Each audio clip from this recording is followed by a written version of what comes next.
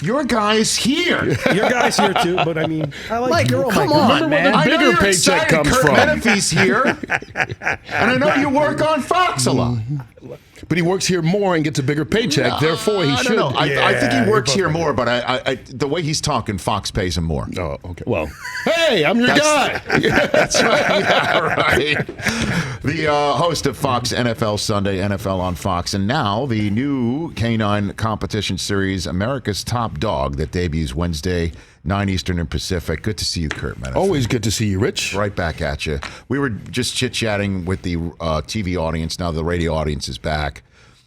The playoffs, for me, it's exciting. There's also a tinge of just, depression knowing that the end is coming soon. But it's a long slog of a season. There's a lot going on. Yeah. It's a long season. But I do love the playoffs. No, this is it now. The one and done stuff, and because you get in the regular season and we build up must-win games. Oh, this team's got to win this week or else. Right. They lose that week and then they come back and they're Philadelphia and they win their last 4 and they're in the playoffs. You know what I mean? Right. So there truly is, until you get to that last week in or out, no must-win game. There's need to win games. Right. Now they're all must-win. You know, there is no, you could play the best game and you lose in a field goal at the end, you're done. You're talking about it next year. You're the Minneapolis Miracle. Those kinds of things where, gosh, we were so close. And people never live that down sometimes. Right. And this is where legacies are made in both good and bad ways, and we will get to see it play out in real time. And that's why, sports is the ultimate drama show. It really is. Now, this is you said 14th season 14th with Fox season on the NFL in the studio. Right. I did games for 10 years before that. That's right, you did. So I'm an old-timer over there. You are that. I don't recall the last time, though, that a wild card Saturday was one conference and a wild card Sunday was another conference. I don't remember it ever being like that. Normally it mixes it up a little usually bit, right? Usually it's one from each conference each day. And I think that was kind of the expectations we had at Fox, knowing we were going to show a game this weekend going in. And then all of a sudden we get the announcement that both AFC games would be Saturday, both NFC on Sunday. Obviously we were going to do an NFC game. So I think that surprised everyone. But I don't ever remember it being like this. So that gives you a day off, doesn't it? Saturday. We would have been off one of those days either way this weekend. Oh, that's right. The wild card weekend, we get either Saturday or Sunday because NBC's involved now. That's right. And then it's the same way. Yeah, and the next week we alternate. Some years we get Saturday and Sunday. Right. This is way deep in the weeds. And now the Duke 7:00 Eastern every single Thursday night to kick off the NCAA tournament. It's like death and taxes. It's Houston being the home date for the first wild card weekend. Yeah. Game seems Once to be they the same clinch a thing. spot, you're like, okay, well, there's the early game Saturday. That's right. That's Houston versus the Bills. Let's ask the poll question of Curt to launch this conversation. Certainly, we're talking about the wild card. Curt Menefee here from Fox and also A&E. Go for it, Chris. Yeah, Curt, which wild card road team do you like most to make a deep run of the playoffs? Deep run. Not one and done, and then it's just like attaboy divisional weekend. Bills, Titans, Vikings, Seahawks. Which one? Well, here's the thing. I think the Bills will win this weekend. Okay. I think Seattle has a very good shot at winning this weekend. But I think both those teams would lose next weekend. You do? Yeah. What if Seattle goes to San Francisco? I think that they for part 3, man. I think Seattle is like Philadelphia. They're just running out of bodies. Now, obviously, the deeper you get into the playoffs, the more chances you have to get bodies back. I just don't know if you can sustain that in, the way the playoffs are built and the way you have to play games, and they're all so close. Now, Seattle, that's it. They're 7-1 on the road this year. They are, I think, 10-2 in one-score games, which is amazing because they used to. First of all, to have 12 of them anyway. Yeah, right. And that you win 10 of them. And if you go back, Russell Wilson, and it's not all the quarterback. I'm not all you win. It's the quarterback. You lose. It's not. I hate those W's and L's. Right. But in the 7 years he'd been there were an under 500 teams in one-score games until this year. Now all of a sudden they're 10-2. The magic is there. So that could be the team, I guess, if they won, they could go deep in the playoffs because of the way they have played and because of the way they're used to playing close games. But I think they would have a hard time because if they win, that means the next week they go to San Francisco again. And I don't know. I just think San Francisco is the best team in the NFC. Although New Orleans is one. I don't know if there's even a 1A. It's like 1AA. They're so close. Well, they're only the third team in the current playoff format to win 13 games and not have a bye week. Yeah. So that said, maybe they're the reason why nobody's talking about the Vikings But that's just a way for me to be polite about Kirk Cousins. and we had Cam.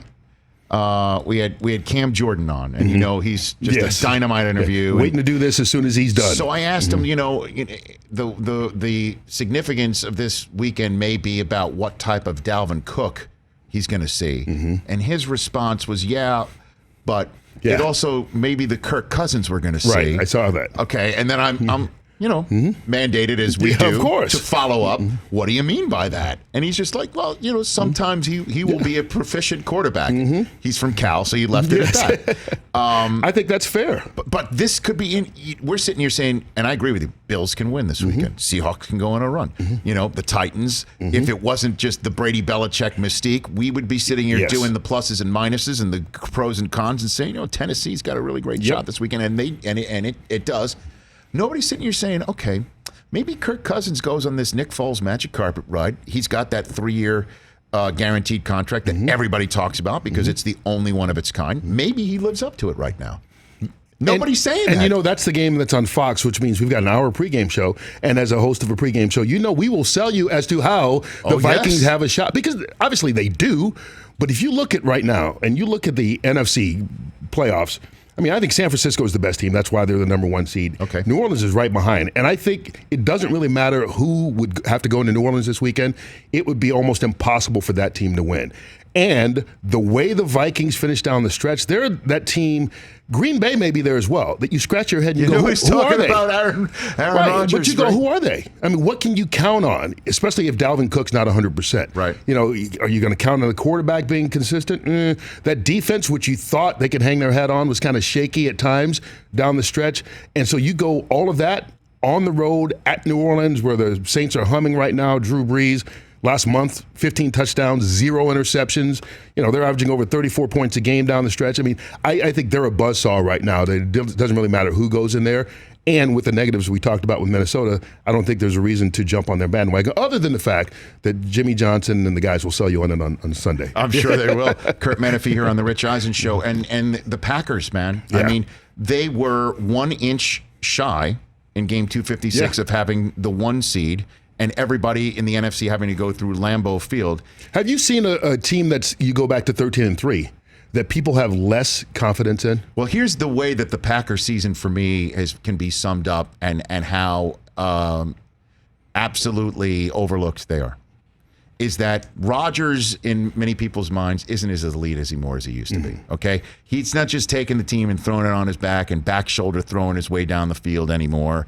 And just basically saying, screw it, I'm just going to take it and it's going to be on my back and we're going to win through my force of will and talent. And that said, Matt LaFleur gets no credit for Rodgers not having to do that anymore. And LaFleur gets no credit for being coach of the year because Aaron Rodgers is an elite quarterback. So how can we square that entire circle? If he's not elite anymore, then how come the coach of the year isn't LaFleur? Right, or because he is elite. It makes no sense. Yeah. And yet Zadarius Smith is the defensive player of the year candidate nobody talks about. Right. But I think it goes back to they're like the Vikings. Down the stretch, that defense, which was strong at the beginning of the year, was shaky at times. We saw Aaron Rodgers not be Aaron Rodgers, and you can say because he doesn't have to be. They've got a running game now, and they're more diverse and all that kind of stuff. But the last 2 games, he missed throws that Aaron Rodgers doesn't miss. Right. He missed open receivers. That has nothing to do with the design of the offense. Something doesn't seem right with him or on the field. Right. Didn't seem like he was playing like the Aaron Rodgers that we know the last couple of weeks. And I think those kinds of things cause you to pause a little bit. Now, all that said, who wants to go to Lambeau Field in January? It could be 0 degrees, it could be 20 degrees, it doesn't matter. So that also plays a factor. But when you look at their football team, you go, can't you see New Orleans going there and winning next week?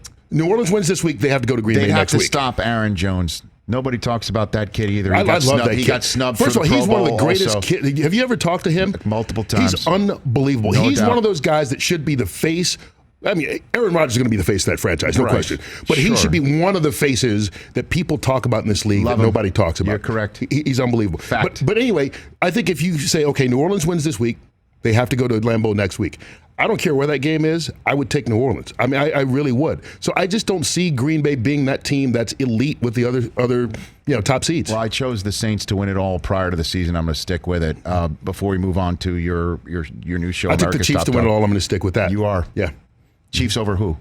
I will say Chiefs over San Francisco, but I keep saying New Orleans, man. New Orleans scares me if I'm San Francisco. Well, because they've got a goat at the quarterback spot. They've got one of the greats that we've ever seen at the wide receiver position. And they got to see San Francisco earlier. And they've got a defense, and they've got a coach who's the right amount of crazy. Yeah. You're I'm right. serious. You're right. You're right. I mean, and we saw it 10 years ago in Miami, and he was new at that game pretty much then in Sean Payton. Yeah. Now it's 10 years later, and that's why I say I think the Saints are going to win it all. Let's talk about America's top dog here. Yes, top sir. canine cops against civilian dogs in a competition. Yeah, so I love it. One of the most On popular A&E shows Wednesday on nights. all of cable television is Live PD. Friday night episode, 3 hours. Saturday night episodes, number 1 and 2 shows on all the basic cable. So this is a spinoff of that. Okay. They take one police canine dog from Live PD, along with 3 other dogs from law enforcement agencies around the country, sheriff's departments, police departments. Yes. And then we bring in one civilian underdog.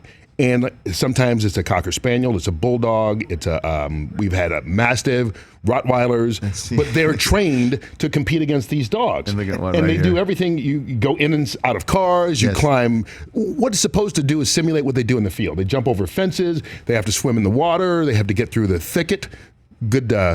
Good word. dictionary word, thicket. Thicket's so a you have to great get through word. the thicket of the bushes. Curt. All kinds of things that dogs have to do in the field when they're in the police pursuit. And then they have to take down a suspect at the end with the bite.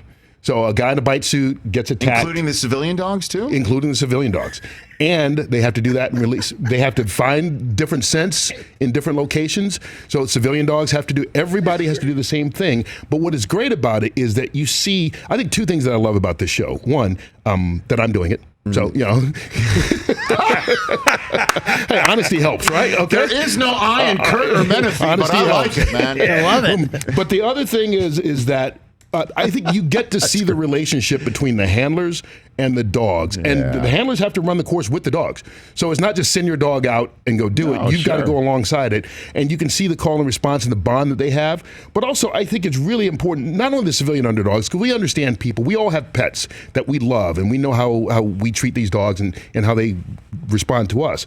But we rarely see that with law enforcement dogs.